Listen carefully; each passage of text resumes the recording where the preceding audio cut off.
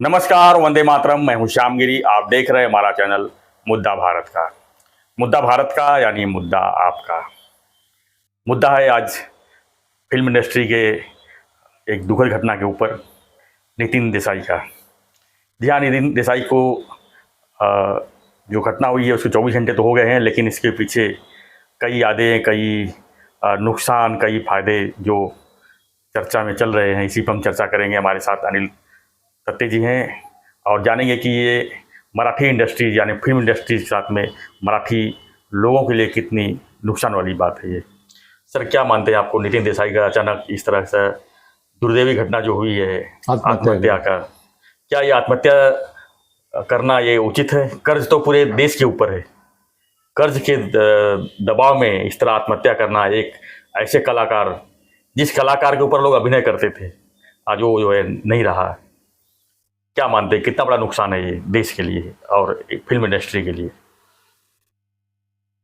Sir, इसमें मुझे थोड़ा सा अलग राय रखता हूँ मैं। जी, देखो, पहली बात जो अभी तक आई नहीं, क्योंकि अभी उनको जाके कुछ ही घंटे हुए हैं, तो किसी की हिम्मत नहीं हो रही है अभी उनकी पोल खोलने की।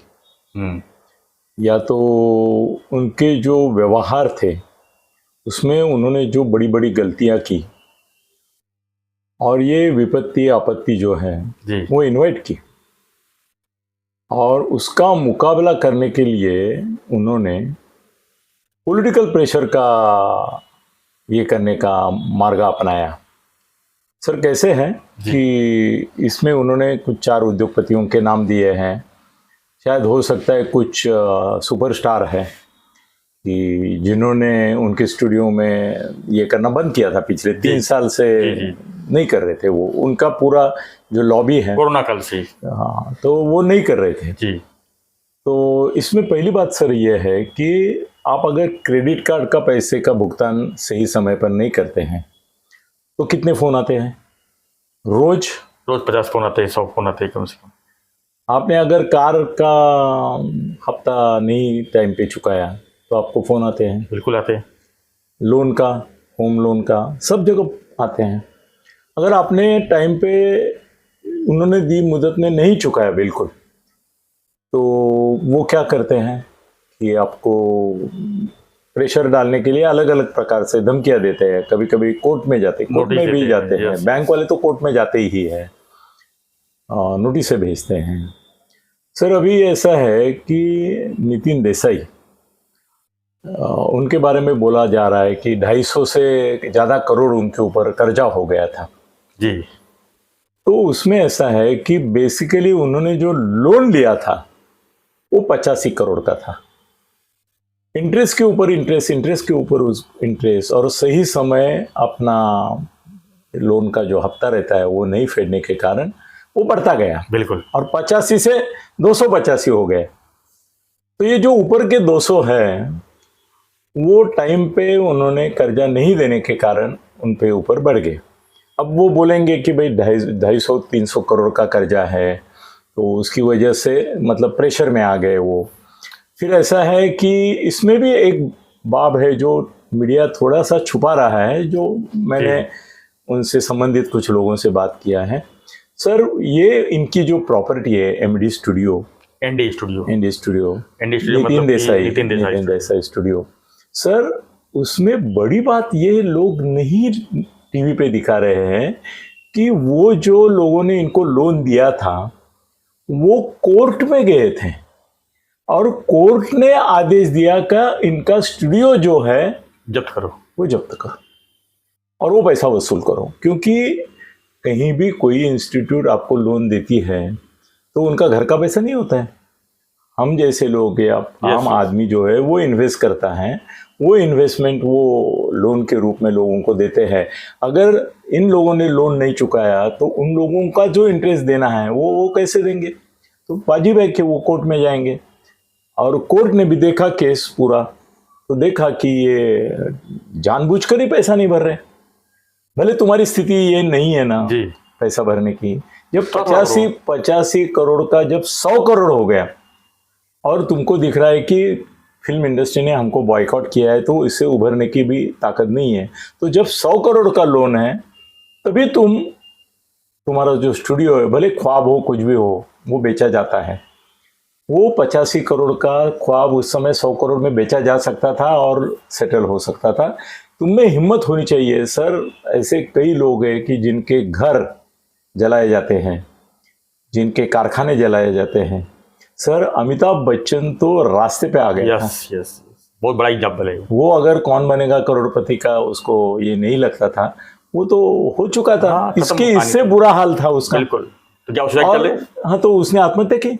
नहीं की ना। और सर कैसे है ना, पहले फिल्म इंडस्ट्री वाले क्या ना, वो खर्चा कर देते थे। अभी के इंडस्ट्री वाले जो फिल्म वाले जो हीरो है, वो सब इन्वेस्ट करते हैं। सर उनके पार्लर हम जो देखते हैं ना, जगह जगह 5 स्टार में दुकान, पार्लर्स, ये वो सब उनके ही रहते हैं जी। हाउसिंग में उनके बड़े बड़े फ्लैट्स रहते हैं। अभी वो इन्वेस्ट, जितना पैसा मिलता है उसमें आधा वो इन्वेस्ट करते हैं ताकि फ्यूचर में कुछ प्रॉब्लम हो तो काम आए। हाँ, नहीं, क्योंकि बाद में उनका सर, अभी हीरोइन है ना, वो 30 के बाद उसका चलन बंद हो जाता है। तो उसके पहला 40 के बाद 30 के बाद ही, तो उसके पहले जो कमाती है वो सेव करती है, बड़े अच्छे इंडस्ट्रियलिस्ट से शादी भी कर लेती है। वो बात छोड़ो, मगर सर अभी कई लोगों को पहले हमने भिखारी हुए देखा है रास्ते पे। बिल्कुल। आज भी कभी कभी बड़े कलाकार को हमने एक्सपोज किया है। हाँ, तो इनको आत्महत्या करके इन्होंने क्या साध्य किया? जो पैसा देना था वो कंपनी को ब्लेम कर दिया कि इन्होंने हमारे पीछे लगा करके मैं आत्महत्या कर रहा हूँ। भाई तू पैसा देगा नहीं तो वो पीछे लगेंगे ना, छोटे से छोटे आदमी के पीछे लग जाते वो। सर सेटलमेंट भी होता है अगर इंटरेस्ट में कम किया जा सकता है। सर इसमें क्या है ना, इसने भी मैनिपुलेशन बहुत किया। बीच में ये मुझे जानकारी है, ये गवर्नमेंट को अप्रोच हुआ था, अभी नहीं, उद्धव ठाकरे जब मुख्यमंत्री थे और वो कला बिला का बहुत ये करते थे, और उद्धव ठाकरे के बहुत सारे सेट बीटी यही बनाता था। तो उन्होंने उद्धव ठाकरे को प्रपोजल दिया था कि ये मेरा जो स्टूडियो है वो आप जैसे फिल्म इंडस्ट्री का फिल्म सिटी है, हाँ, वैसा आप ले लो, चित्रनगरी जैसा, और आप चलाओ, आप ही सब रखो। मेरे को मेरा जो लोन है जो अभी उस समय कुछ 150 करोड़ तक पहुंचा था ऑलरेडी, अभी तो 250 करोड़, तो मुझे उससे छुट्टी दे दो। तो सर ये मैं गोप्यस्फोट कर रहा हूँ कि एक वैल्यूएशन कमेटी उद्धव ठाकरे जी ने अपॉइंट की थी कि इसका एस्टिमेट निकालो कि ये कितने का स्टूडियो है, इसको कितना देना चाहिए। गवर्नमेंट सर कैसे आंसरेबल है? कल अगर इन्होंने इसको 150 करोड़ उनको देना है इंटरेस्ट में, इंटरेस्ट के ऊपर आए इंटरेस्ट में, इसका है स्टूडियो 50 करोड़ का, दिखा रहा है 85 करोड़ का लोन लेके ये किया मैंने करके, वो तो करते हैं ना जी। 50 करोड़ के खर्चे के लिए 85-100 करोड़ लोन लेते ही है ये लोग, डबल दिखाते हैं। हाँ, तो सर सरकारी वैल्यूएशन कमेटी ने इनको उद्धव को रिपोर्ट दिया था।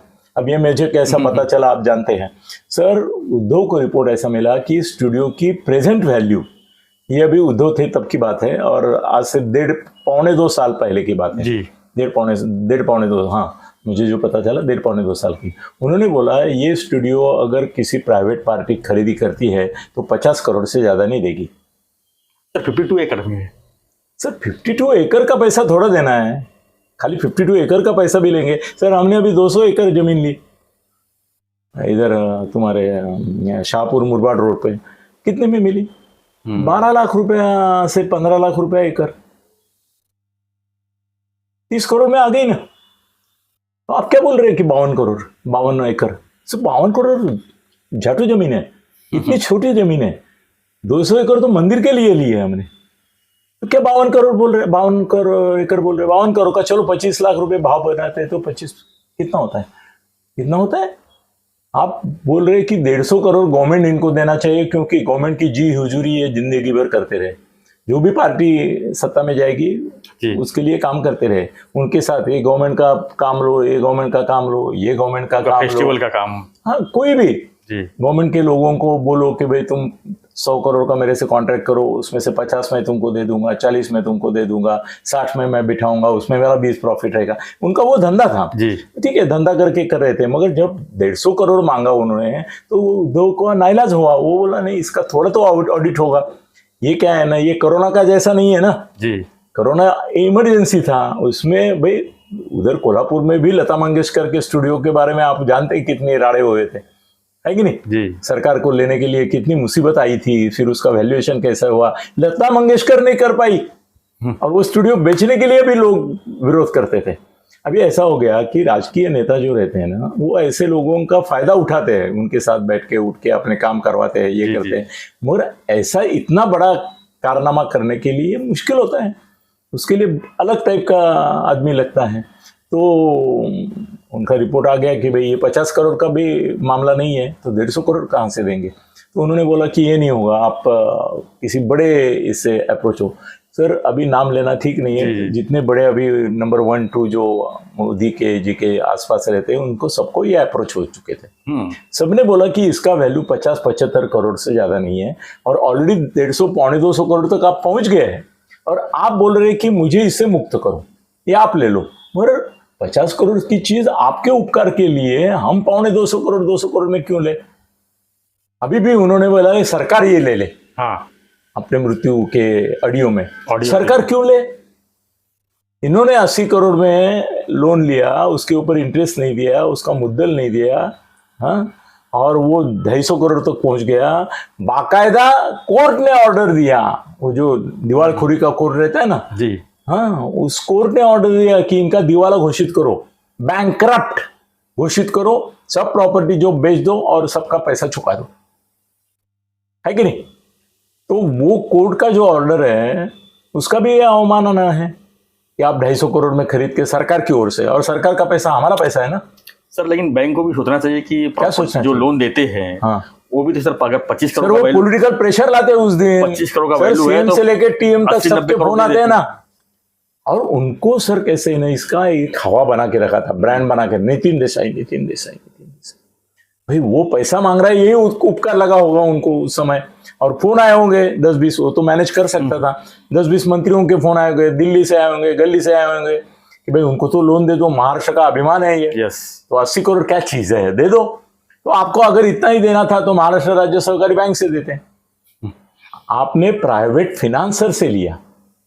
सर प्राइवेट फिनांसर पार्टी जो रहती है, investment leasing and financing parties, सबके पीछे एक डॉन भी रहता है, एक अर्थशास्त्री रहता है, वैसे डॉन भी रहता है। जरूरी है ना सर, वसूल कैसे करेंगे? सर हम किसी फ्रेंड को गुडविल में पैसा देते हैं कि भाई मेरे पास नहीं है, फिर भी मैं कुछ भी करके, सर मैंने ये भी देखा है कि लोगों ने अपने बीबी के गहने डाल के दोस्त की मदद की है, और दोस्त मुकर गया, बोला मेरे पास है नहीं, कहां से दूं? तो इसकी बीबी के गहने गिरवी, मैंने देखे ऐसे केसेस। और सर बंबई में रोज कम से कम 100 लोगों को उठा के कहीं जबरदस्ती बंदिस्त किया जाता है। ये भी बात बोलता हूँ, रोज 100 लोगों को उठा के बंदिस्त किया जाता है, बोलते तू पैसा लाने की बंदोबस्त कर, तब तक क्यों यहाँ रहेगा। मारते भी है, कभी कभी मार भी देते हैं, कभी कभी ज्यादा हुआ तो, मगर रोज 100 लोगों को उठाते हैं पैसे के मामले में। वसूली वाले गुंडे रहते हैं ना, वसूली वाले गुंडे तो आपके घर भी आ सकते हैं, वो तो नगर इनके सर, इनको फोन जो आते हैं ना ये लोगों को, अभी वो उसने बोला है कि नहीं मालूम नहीं सर, वो मलेशिया से लेके, दुबई से लेके, सऊदी अरेबिया से लेके, कहां से, दुनिया भर से आते हैं, क्योंकि दुनिया भर इनके डॉन फैले। इसको दाऊद का भी आया होगा।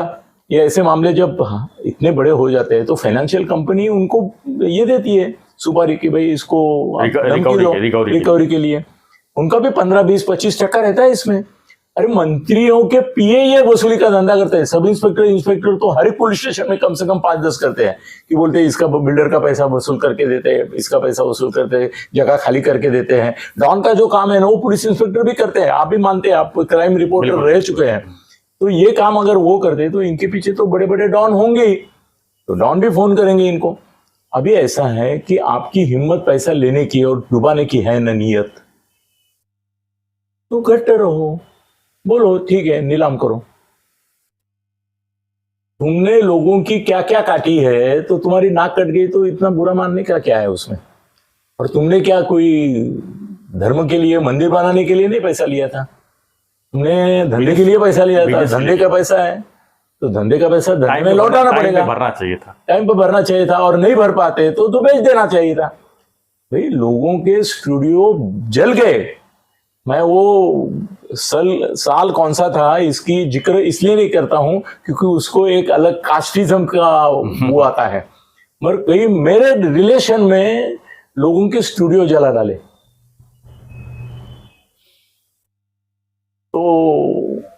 तो क्या ये आत्महत्या विकल्प था सर? नहीं था, ये भगोड़ा है सर। मोदी, नीरव मोदी, मल्ल्या फॉरेन भाग गए, ये ऊपर भाग गया।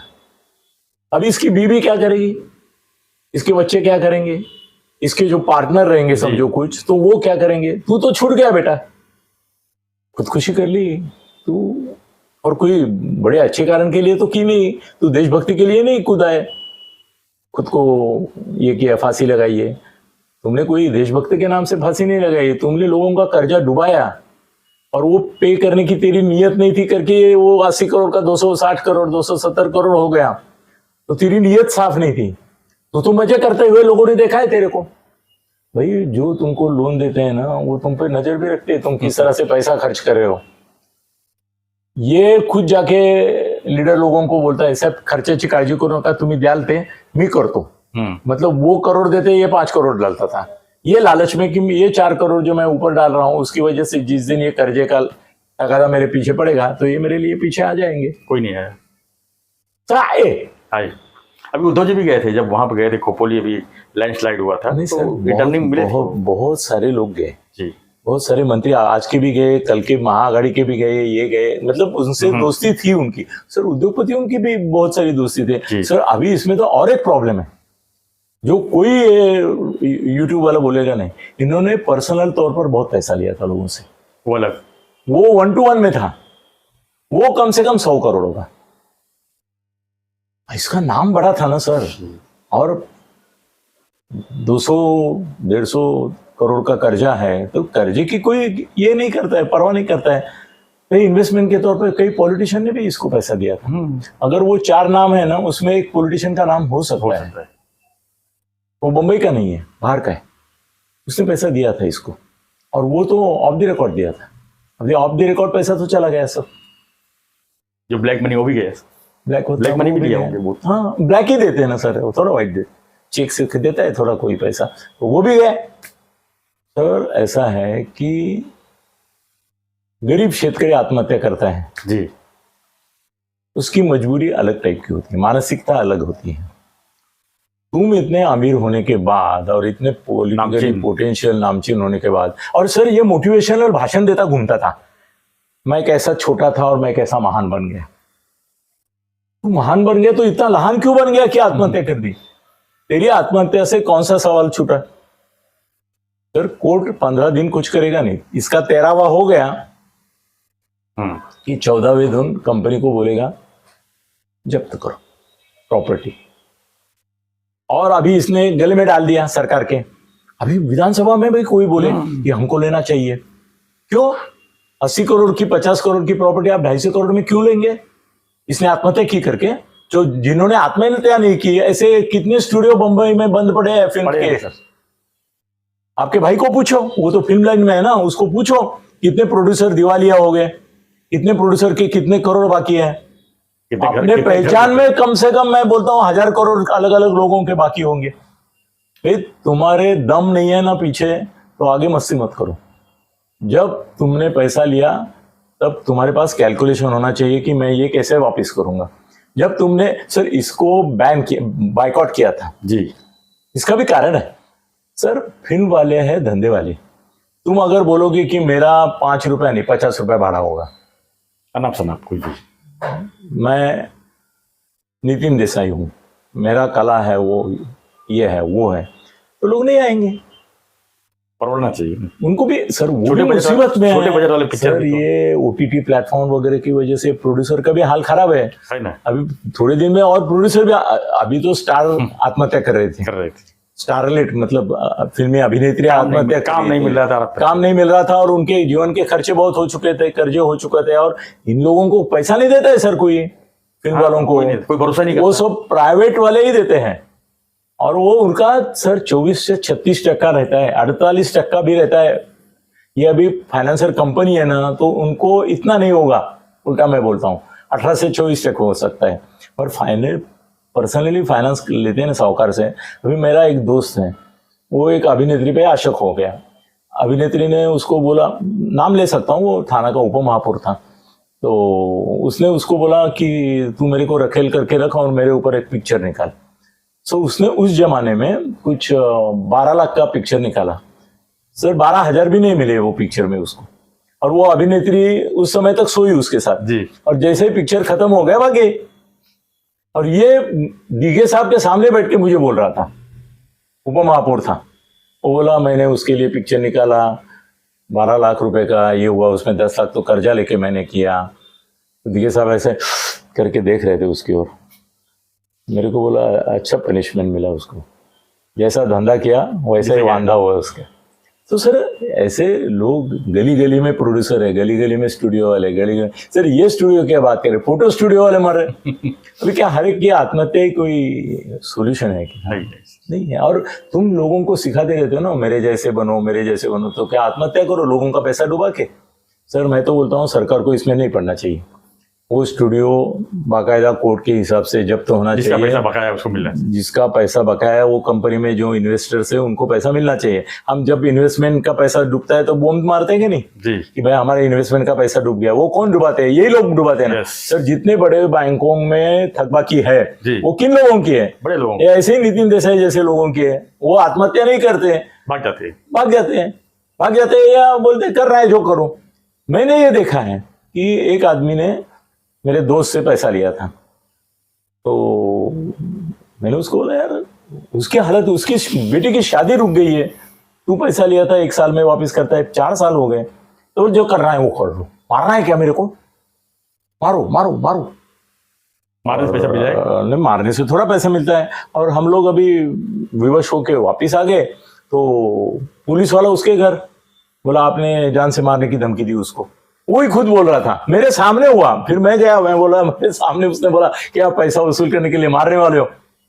सर यहां तक निर्लज्ज लोग रहते हैं कि एक वसूली एजेंट मेरा दोस्त था, वो बोला आजकल कार लोन, होम लोन, इसके लिए हम जाते हैं, तो बोले कई निर्लज्ज ऐसे लिखते थे, बोलते बीबी को लेके जाओ मेरे, वसूल करके छोड़ दो। फिर बोले ऐसे लोग निकल रहे हैं अभी निर्लज्ज।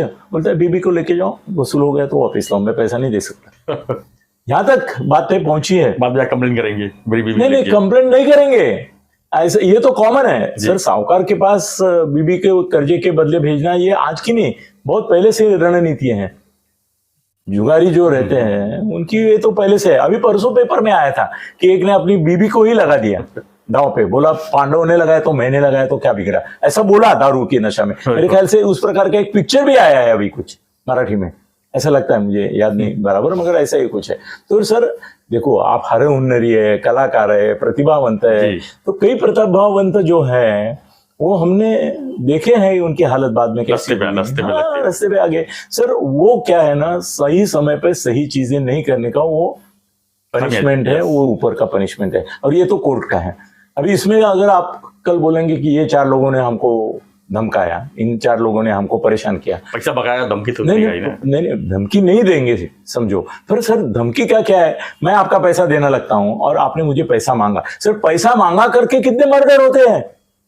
आत्महत्या छोड़ो, मर्डर कितने होते हैं भाई। 100 रुपया दिया था, दारू के नशे में दोनों बैठे, वो बोला मेरा 100 दे, उसने भौंक दिया।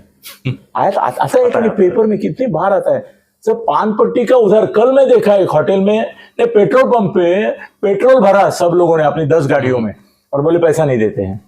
तो वो पेट्रोल वाला आदमी था, वो बोला कि मालिक मेरे को ये करेगा, तो उसको मारना चालू किया, ये लेके काम और ये लेके बहुत मारा, टीवी पे आ रहा था। तो ऐसे तो ये है। तो इसमें क्या है सर कि वो जो कंपनी को अधिकार मिला है, वो अधिकार बाकायदा कानून ने दिया हुआ अधिकार है। अब तुम देना नहीं चाहते थे तो दूसरा कोई मार्ग निकालते थे, ठीक है वो बेच दो, जितना आएगा उसका। सर देखो इसका दिवाला निकालने का पोजीशन ही चालू था ना जी, तो दिवाला निकालने देते ना। बहुत सारे लोग ऐसे होते हैं कि वो दिवाला निकालने देते हैं, बैंकरप्ट जाहिर करते, दूसरा कुछ करते हैं, दूसरा प्रयास करो, दूसरा प्रयास करो। सर जगह दुनिया भर की है, इतने हमारे पहचान में लोग हैं कि जिन्होंने बैंकरप्सी एक्सेप्ट की, सब इसको से छुटकारा मिलता है जी। बैंकरप्ट होता है ना तो उसका कोई लेना देना रहता नहीं है, फिर वो प्रयास कर सकता था। ये आत्महत्या से, वो भी 58 ईयर्स का था जी, मतलब तरुण था सर, उसको पूरी जिंदगी पड़ी थी। सर अमिताभ बच्चन अगर एबीसीएल के डूबने के बाद फिर उभर के आता है, सर इधर लिखा है ना, तो मिल जाता था उसको चांस। तो ये डरपोक है। दूसरी चीज है, इसकी नीयत ठीक नहीं है। सर मराठी आदमी है करके उसका साइड लेने में कोई मतलब नहीं है जी। तुमने पैसा डुबाया, उन लोगों ने कुछ नहीं किया, वो कोर्ट में गए सर बाकायदा, क्योंकि ये देने की नीयत नहीं रखता था और मंत्रियों के फोन आते थे कंपनी को। मैं बोलता हूँ, मेरे पास डिटेल है। अब इसमें नुकसान किसका होगा? जो स्टूडियो जुड़े हुए लोग कामगार हैं, जो वहां से लोग आदिवासी लोग हैं, वो स्टूडियो उनका नुकसान हो जाएगा, क्योंकि उनका रोजी रोटी वो तो अभी समझो बंद पड़ेगा, समझो अगर किसी ने परचेस नहीं किया। सर ये ना वास्तु शापित होगी। जहां पे कोई आत्महत्या करता है वो वास्तु कोई लेता नहीं लेता। मेरे दोस्त का एक घर लिया बहुत सुंदर उसने, तो उसने घर लिया तो वास्तु शांति के लिए मुझे बुलाया। तो मैं गया वो घर में, तो मैं बोला यार ये घर तुमने परचेस कैसे किया? बोला क्यों? मैं बोला इसके पहले के भाड़ा जो रहता था ओनर, उसका क्या हुआ पता पूछा तो तुमने? बोला नहीं, वो जगह खाली थी, एजेंट ने दिखाई, पसंद आई, हमने ले ली। मैंने बोला उसने खुदकुशी की थी।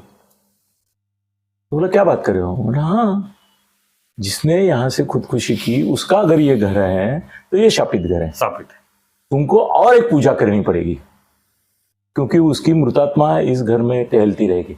वो अभी अंधश्रद्धा है, ये वो बातें मत करो। सर उसने वो दूसरी पूजा की, मगर उसके घर में 6 महीने के अंदर उसके पिताजी की मृत्यु होगी, उसके बाद 6 महीने में उसकी माताजी की मृत्यु होगी। उसने वो घर छोड़ दिया, अभी तक वो घर खाली है, लेने वाला नहीं मिलता है। होता है सर। ये वास्तु अभी जो नितिन देसाई का स्टूडियो है वो शापित हो गया। वहां पे उसके प्राण अटके हुए थे। वो स्टूडियो उसके लिए नेचुरल डेथ होता तो अलग बात थी, सुसाइड किया। हाँ सुसाइड किया, उसका प्राण वहां पे घूमता रहेगा। सर अभी ये गुमनाम है कोई, वैसे वो नहीं तो वो ये है ना 20 साल बाद वगैरह, जैसा ये हॉन्टेड वीडियो हो गया ये। सर हॉन्टेड स्टूडियो में कोई काम नहीं करेगा। कलाकार भी बोलेंगे वहां जाते हैं तो नितिन देसाई सामने आता है, ऐसा होगा। होता है। आत्महत्या की है उसने। सर ये स्टूडियो अभी भंगार में जाएगा। ये वो लोग है ना, कोई उपाशी मरता नहीं है मुंबई में, दूसरी जगह जाएंगे। वैसे भी मुंबई में स्टूडियो में कहाँ काम है? कोरोना में 2 साल निकाले लोगों ने, गांव में जाएंगे अपनी। कुछ सर आदमी इसके कारागिरों में से कोई आत्महत्या नहीं करेगा। इसने किया 250 करोड़ के लिए, मगर सरकार को इसमें नहीं पड़ना चाहिए। और ये बड़े बड़े जो नाम अभी श्रद्धांजलि उसको दे रहे हैं ना, उनमें से किसी ने भी उसको बचाने की हिम्मत नहीं दिखाई या बचाने का कर्तव्य नहीं किया। उनको श्रद्धांजलि देने का भी अधिकार नहीं है। श्रद्धांजलि देके क्या करेंगे मरने के बाद उसके? जब था तब आपने कुछ किया था? सर देखो हमारे महाराष्ट्र में ऐसे मंत्री है कि उनके लिए 280 करोड़ कुछ नहीं। 3 दिन का कलेक्शन है कि नहीं? हाँ बोलो ना। बिल्कुल है, आपको मालूम है ना। तो 2-3 दिन का कलेक्शन है, वे 3 दिन कलेक्शन नहीं मिला मंत्री होने के बावजूद। सभी लोग मांगने लगे थे। कितने लोग को देंगे? ऐसे तो बहुत आपको नितिन देसाई से ज्यादा प्यार है ना, तो दे दो उसको 285 करोड़, छुड़ाओ उसको। मगर दूसरा प्रॉब्लम ये है कि इनके पास जो 285-300 करोड़ आते हैं 3 दिन में, वो ब्लैक में आते हैं। उनको बाकायदा कोर्ट के ऑर्डर से व्हाइट में देना है, वो कौन देगा? कौन होते हुए भी कभी नहीं दे सकते। ऐसा भी होता है। मेरा एक दोस्त है, वो बोला मेरे को खाली 25 लाख रुपए देने हैं उसको। मैं बोला तो आसान है। वो बोला नहीं ना, प्रॉब्लम ये है कि मेरे पास 25 लाख है मगर ब्लैक के है, उनको व्हाइट में देना है क्योंकि बैंक का पैसा है। क्या शो करेंगे? क्या करके वो 25 लाख कहां से अचानक आ गए? पहले वो चला जाएगा। तो सर नितिन देसाई को देखो, किसी भी मरे हुए आदमी के बारे में बुरा बोलना अच्छा नहीं लगता है जी, मगर जो सच है वो सच बोलना पड़ेगा। उसको हम श्रद्धांजलि देंगे सर, हम खड़े होकर श्रद्धांजलि देते हैं उसको। बड़े वो टीवी में आए नहीं आए, श्रद्धांजलि देते हैं। मगर उसने जो किया वो आत्मघात पहले आर्थिक किया और फिर इस प्रकार का खुदकुशी किया। अगर ये खुदकुशी करने से 300 करोड़ का स्टूडियो महाराष्ट्र गवर्नमेंट लेती है, तो जितने भी स्टूडियो वाले परेशानी में या कर्ज वाले हैं, कल उद्योग वाले बोलेंगे इनको क्यों? अभी लोग बोलते हैं ना दुकानदार, भाई महापुर आता है उसमें हमारे दुकान बह जाते हैं, दुकान का नुकसान होता है लाखों का, आप हमको कुछ नहीं देते, फार्मर्स को देते, शेतकरी को देते, हर एकड़ के पीछे, इसके पीछे उसका बाग जल गया, इसका केला ढल गया, इसका ये हो गया, देते हैं। फिर हमारा क्या है? हमारा हमको क्यों नहीं? स्मॉल स्केल इंडस्ट्रीज डूब जाती है सर, उनको देते हैं कोई गवर्नमेंट? तो एक स्टूडियो वाले को आप देंगे तो बम्बई में तो अभी सर कम से कम 50 स्टूडियो ऐसे भंगारों के पड़े होंगे। बड़े हैं ना मुंबई में 50। तो क्या उनके तो फिर ये आसान रास्ता हो जाएगा कि भाई आत्महत्या करो, सरकार ले रही है तुम्हारी प्रॉपर्टी, तो ये तो साथीचा रोग म्हणतात तसा हो जाएगा। सब बोलेंगे चलो। सर परसों एक औरत ने अपने बेटे को वो सहानुभूति अनुवेदना या ऐसा कुछ शब्द है कि माँ के मरने के बाद या पिताजी के मरने के बाद बेटे को नौकरी देते हैं, तो वो शायद सफाई कामगार थी, उसने ट्रेन के आगे जाके कूदा और ट्रेन आ रही थी, तब तक किसी ने उसको बचा लिया, एक क्षण में बता लिया। वो दिखा रहे थे टीवी पे, तो उसको पूछा कि तुम खुदकुशी क्यों कर रही थी, तो उसने बोला कि मैं जिस महापालिका में काम करती हूँ वहां पे संवेदना के तौर पे सहानुभूति के तौर पर बेटे को नौकरी मिलती है, तो मैं अभी अगले साल रिटायर ही होने वाली हूँ, तो मैं सोची कि मैं खुदकुशी करूंगी, मरूंगी, तो वो क्या खुदकुशी दिखाएंगे नहीं, मर गई भाई क्रॉस करते समय, ऐसा होगा तो मेरे बेटे को नौकरी मिलेगी, पैसा जिंदगी बच जाएगी, पैसा भी मिलेगा। पैसा बात अलग है, मालूम नहीं मुझे पैसा क्या नहीं, वो तो नौकरी के सब मिलता है। हाँ, नौकरी तो मिलेगी उसको, उसके लिए वो सर करे। तो ये तो तुमने एक नया अगर 300 करोड़ देके तुमने ये स्टूडियो खरीदा तो बस है, और बहुत सारे स्टूडियो वाले जो बोलेंगे चलो मैं अभी 60 साल का हो गया, 70 साल का हो गया, सब बुढ़े ही है, ये पुराने स्टूडियो वाले बुढ़े हैं, बोलेंगे मैं मर जाऊंगा, आत्महत्या करूंगा, कम से कम मेरा स्टूडियो तो गवर्नमेंट ले लेगी, मेरे बाल बच्चों का तो कर्जा चुक जाएगा। सर ये गलत है। नितिन देसाई ने गलती की है, उसने वफादारी नहीं निभाई। सर आपके मैं 5 रुपए भी लेता हूँ तो हम याद रखते कि इसका 5 रुपए देना है, और अपने को जब तक उसका दिया नहीं जाता, 5 हो 500 5000 हो, तब तक मन में उसको देखने के बाद या नहीं देखने के बाद भी सुबह मन में सर अपने विचार आता है कि हमको किससे लेना है और किससे देना है। बिल्कुल बिल्कुल। तो जिससे लेना है वो अगर टाल कर रहा है तो हम दुखी होते हैं उसका याद करके। सर ये 200-250 करोड़ तुमने कर दिए 80 करोड़ के, मतलब तिप्पट हो गए ना, 80 के 8 24 240 करोड़ हो गए ना उधर ही। तो तब तक तुम क्या सोए थे, डायरेक्ट आत्महत्या कर ली। सर मेरे को लगता है ये बड़ा आदमी था मगर छोटा बन के रह गया, इसलिए उसने कर्ज वापस नहीं किया। और तुमको नहीं जमता है तो छोड़ दो ना जी। जिंदगी में सर मेरा प्रिंसिपल है, ऐसा कोई धंधा मत करो जिसमें घाटा आ रहा है, नुकसान हो रहा है, नुकसान के लिए धंधा नहीं, मुनाफे के लिए धंधा करो, नहीं तो छोड़ दो जी। अपने को भी अंडर से आवाज आती है कि ये धंधा आगे चल नहीं रहा है। उनका सेट का काम तो चल ही रहा था, ये सब करने की जरूरत क्या थी, इतना कर्जा लेके इतना बड़ा। नहीं sir, over ambitious, over trading. Sir थाना में एक बिल्डर ने आत्महत्या की, परमार, हाँ आपने नाम लिया सर, उसका भी दोनों था, मतलब ये नगर सेवक उसको परेशान कर रहे थे, लीडर परेशान कर रहे थे, एक बात थी, उसने ओवर ट्रेडिंग भी किया था, उसकी एक हैसियत से ज्यादा। और भी 1-2 मर गए ना बीच में बिल्डर सर, उन्होंने भी ओवर ट्रेडिंग किया था। भाई एक बिल्डिंग बांधने की औकात है और 10 बिल्डिंग लगाई है कि नहीं, आपको नाम जानते हैं एक। तो तुमको तुम मराठी में एक अच्छी म्हण है, अंथरूण पाहून पाय पसरावे। तुम्हारी जितनी हैसियत है उतना करो, लोगों को बड़प्पन दिखाने के लिए कुछ मत करो, लोगों को बड़प्पन मत दिखाओ, तुम बड़े हो जाओ फिर लोग बड़े बनेंगे। ये बड़प्पन के इसमें क्या है, 200-250 करोड़ का मेरे को कर्जा है, अरे तू नहीं दे सकता तो फिर तो इतने ये भी हो जाओ कि भाई चलो दिवाला निकल गया मेरा, ले लिया उन्होंने, ठीक है मैं भाग तो नहीं गया। हाँ, ये भी बोल सकता, दूसरा खड़ा करता हूँ, मैं दूसरा खड़ा करूंगा। भाई मैं पहले से काम शुरू करूंगा सेट बनाने का। सर सेट के ऑर्डर साल को उसको 100 करोड़ के थे, अच्छे खासे पैसे मिलते उसमें, 100 करोड़ के ऑर्डर साल को मिलते थे उसको, मिलते थे, मगर वो जो मिलता था वो भरने का आदत नहीं था ना, जो मिला वो मेरा, जो थका वो तेरा। सर नितिन देसाई को हम दिल से श्रद्धांजलि अर्पित करते हैं, मगर जो गलतियां उन्होंने की है वो और कोई न करे, ये सलाह अभी देते हैं। धन्यवाद। धन्यवाद। जय हिंद, जय महाराष्ट्र।